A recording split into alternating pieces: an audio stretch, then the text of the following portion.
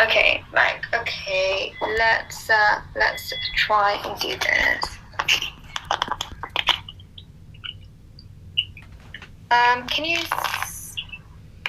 Can you say something again?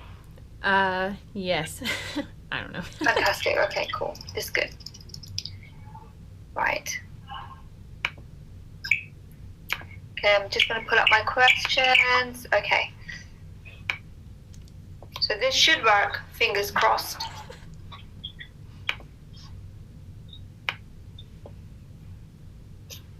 Why did you opt to have an unassisted childbirth? I opted to have an unassisted childbirth with my second son because the birth of my first son was really traumatic, and I felt there were other options if I ever had the chance to have another child. How long were you? God, somebody keeps making noise on this side. Okay, can I ask you that question again? Sorry, somebody decided to bang around in the offices. Why did you opt to have an unassisted childbirth? I opted to have an unassisted childbirth with my second son because the birth of my first son was very traumatic, and I felt like there were other options for me if I were to ever give birth again.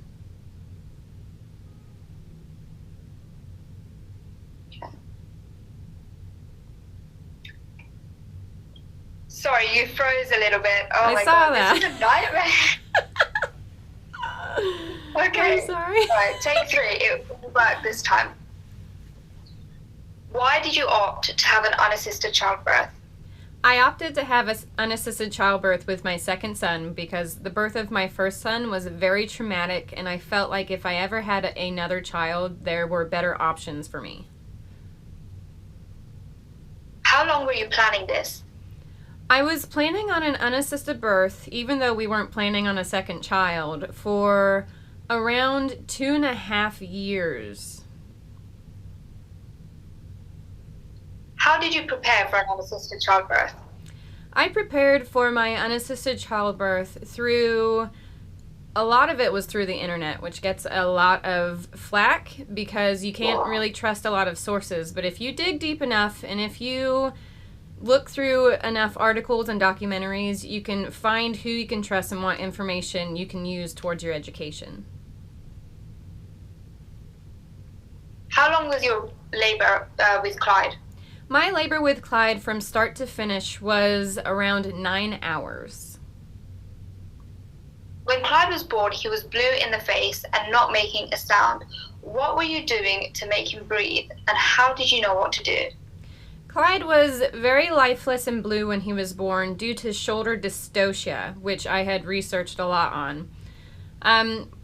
By the time I had to start pushing to the time that Clyde took his first breath, I was running off of instincts. I had a lot of education behind me, but I kind of just followed the cues of my body.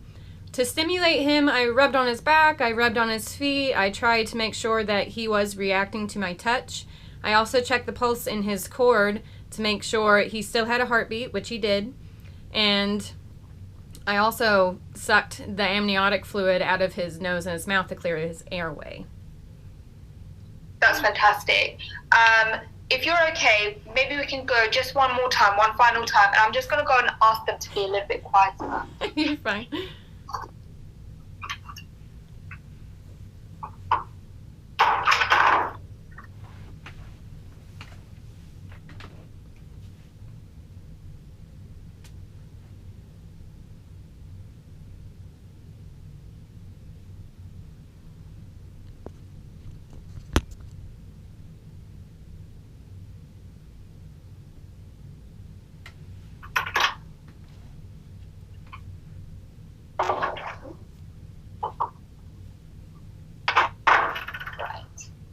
Okay. Okay, so just one more time. Why did you opt to have an unassisted childbirth? I opted to have an unassisted childbirth with my second son, Clyde, because the birth of my first son was a hospital birth and it was very traumatic to me. And even though we weren't planning on a second child, I felt like I had better options for my second birth. Fantastic. How long were you planning this? I was planning an unassisted birth for give or take around 2.5 years. Before I had my first son, I heard about it and I started planning on it. How did you prepare for this? I prepared for my unassisted birth of Clyde by a lot of it was on the internet through articles and documentaries, and if you dig deep enough and if you do enough research, you can find the information that you need to properly educate yourself. Who was with you during delivery? During the birth of Clyde, I had a good friend at the time. She was originally going to be my birth photographer, but once it got closer to the time I was going to have Clyde, I realized that the father of my children was going to have his hands pretty full with our eldest son, so I invited her to be labor support. Fantastic. How long was your labor with Clyde? My labor with Clyde was around 9 hours. Fantastic. When Clyde was born, he was blue in the face and not making a sound. What were you doing to make him breathe, and how did you know what to do?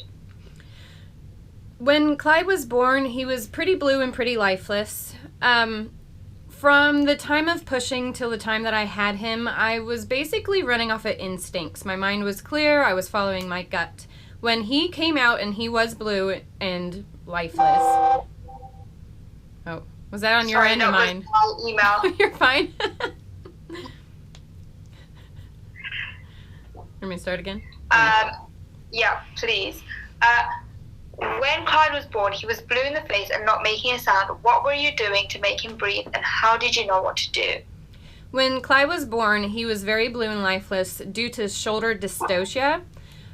From the time of pushing till the moment he took his first breath, I was completely running off of instinct, which all the education I had to back it helped a lot, I feel, to stay calm in that situation. Oh, please just ignore. Okay. Sorry, I wasn't sure if it was coming through. No, it was fantastic. It's just like my emails. There's no way to shut them up. Okay. Well, instead of making you like redo it all over again, what I'm thinking is that I'll stop the broadcast, and then do you have a recorded version of this from your end?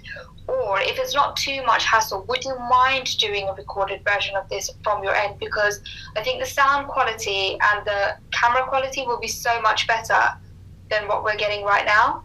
I did record it. I don't know what my face looks in it, like positioning, but I can actually check it right now. Yeah.